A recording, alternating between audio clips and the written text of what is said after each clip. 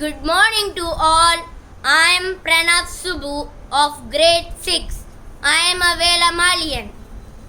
World Environment Day is celebrated annually on 5th June.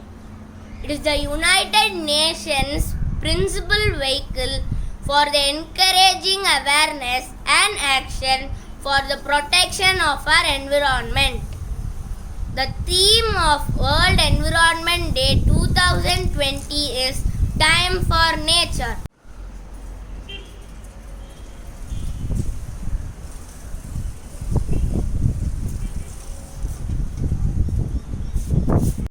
With the focus on this and to support life on Earth, I have made a bird feeder for our roof garden to feed the hungry birds. Thank you all. Bye bye.